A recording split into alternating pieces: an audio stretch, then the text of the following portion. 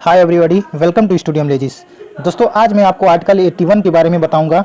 जैसा कि आप जानते हैं, article 81 composition of house of the people के बारे में बात करता है, यानी कि लोकसभा की संरचना के बारे में बात करता है। तो दोस्तों, यदि आपके पास बेयर एक्ट है तो बेयर एक्ट ओपन कर लें और पेन और कॉपी लेके बैठ जाएं और मैं जो भी बताऊंगा उसे प्लीज़ आप नोट करिए। ये बहुत ही इंपॉर्टेंट टॉपिक है। Article 81 composition of house of people, यानी कि लोकसभा की संरचना कैसी होती है, इसके बारे में हम जानेंगे। तो इसमें सब क्लास 1 हम देखते हैं। Subjected to the provision of Article 331, the House of People shall be consist of।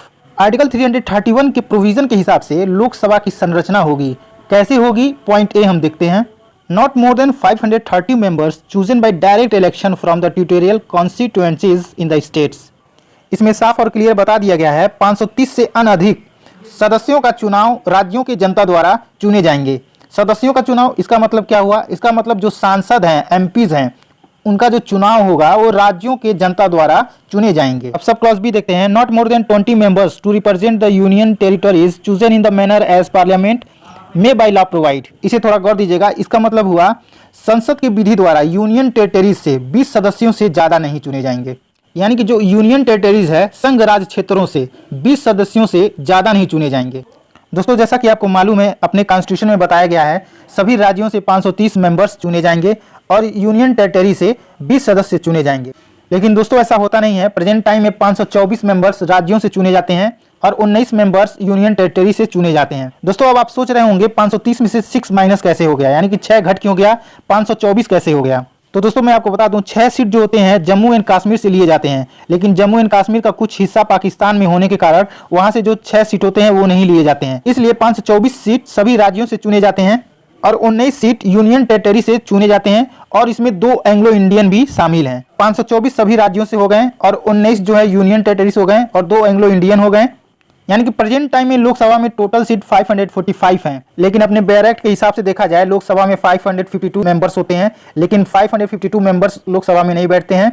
Present time में 545 मेंबर्स ही लोकसभा में बैठते हैं। अब क्लॉज 2 देखते हैं। For the purpose of sub clause A of clause 1, यानी कि क्लॉज 1 सब क्लॉज ए जो राज्य क्षेत्रों से 530 मेंबर्स चुने गए हैं वो किस आधार पर चुने गए हैं वो हम क्लॉज 2 के ए में जानेंगे।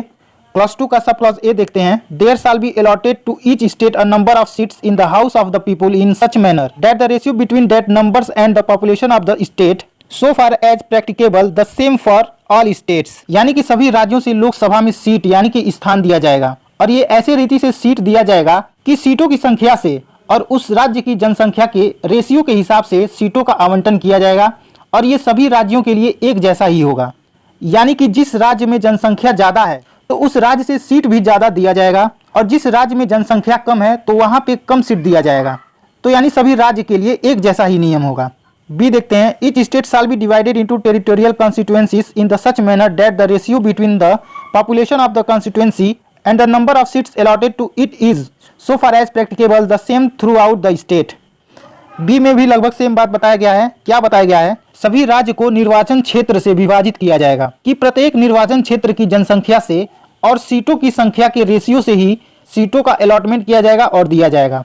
यानी कि किस हिसाब से दिया जाएगा? निर्वाचन क्षेत्र की जनसंख्या से और सीटों की संख्या के रेशियो के हिसाब से सीट अलॉटमेंट किया जाएगा। आगे देखते हैं क्या लिखा हुआ है। Provided that the provision of sub clause A of this clause shall not be applicable for the purpose of allotment of the seat in the house of the people to any state so long as the population of that state does not exceed 6 million. Sub clause A के अनुसार सीटों का आवंटन तब तक लागू नहीं किया जाएगा जब तक कि उस राज्य की जनसंख्या 60 लाख से अधिक नहीं हो जाती है।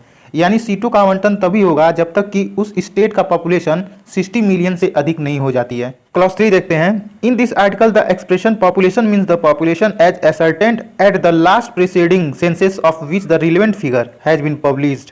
यानी कि इस आर्टिकल में पॉपुलेशन का मतलब बताया गया है कि जो लास्ट जनगणना की गई है उसकी जनसंख्या जिसके सुसंगत आंकड़े प्रकाशित हो गए हैं, यानी कि पब्लिश्ड हो चुके हैं। यानी कि सभी राज्यों का सेंसस 1971 में हो चुका है और उन सभी राज्यों का जनसंख्या पब्लिश्ड भी हो चुका है और उसी जनसंख्या के हिसाब से सीटों का आवंटन किया जाता है। और ये जनगणना यानी कि सेंसस तब तक चेंज नहीं किया जाएगा provided that the reference in the clause to the last proceeding census of which the relevant figure has been published shall until the relevant figure for the first census taken after the year 2006 have been published। यानी कि तब तक change नहीं होगा जब तक कि 2026 की सेंसस के आंकड़े पब्लिश नहीं हो जाते हैं। कहने का मतलब ये है कि 1971 में जो सेंसस हुआ था उसके जनसंख्या के आंकड़े पब्लिश हो चुके हैं और उसी के हिसाब से सीटों का अलॉटमेंट किया जाता है। लेकिन ये कब चेंज होगा? 2026 में जब सेंसस होगा, जनगणना होगा, तब जाके ये चेंज होगा। फिलहाल उसी के आधार पे जो जनसंख्या के आंकड़े पब्लिश हो चुके हैं उसी के हिसाब से सीटों का अलॉटमेंट किया जाएगा। Be considered for the purpose of sub clause A of clause 2 and the proviso to clause as the reference to the 1971 census। तब तक कि यह अर्थ लगाया जाएगा कि वह क्लॉज 2 का सब क्लॉज A के उद्देश्य से जो राज्यों का जनसंख्या बताया गया है क्लॉज 2A में, वो 1971 के सेंसस के हिसाब से बताए गए हैं। यानी कि जो राज्यों का जनसंख्या बताया गया है क्लॉज 2A में, वो 1971 के सेंसस के हिसाब से ही बताए गए आंकड़े के हिसाब से ही सीटों का अलॉटमेंट किया जाता है। अब सेकंड देखते हैं, for the purpose of sub clause B of clause 2 as a reference to the 2001 census. अब देखा जाए क्लॉज 2 सब क्लॉज बी यानी क्लॉज 2B का जो जनसंख्या बताया गया है वो 2001 के सेंसस के हिसाब से बताया गया है। यानी कि 2001 के सेंसस के आंकड़े पब्लिश हो चुके हैं तो उसके हिसाब से सीटों का आवंटन किया जाता है, यानी कि सीटों का अलॉटमेंट किया जाता है। तो दोस्तों आज बस इतना ही। और दोस्तों मेरे पढ़ाने में कोई गलती हो गई हो तो प्लीज़ कमेंट बॉक्स में ज़रूर बताएं ताकि मैं उस गलती को सुधार सकूं। और प्लीज़ ये वीडियो बहुत मेहनत से आपके लिए बनाता हूं, तो मेरे चैनल को सब्सक्राइब करें, साथ में बेल आइकन दबाएं ताकि मेरे वीडियो का हर एक नोटिफिकेशन सबसे पहले आपको मिले। और लाइक शेयर कमेंट जरूर करें। चलिए अब मैं मिलता हूं आपसे नेक्स्ट वीडियो में। जय हिंद।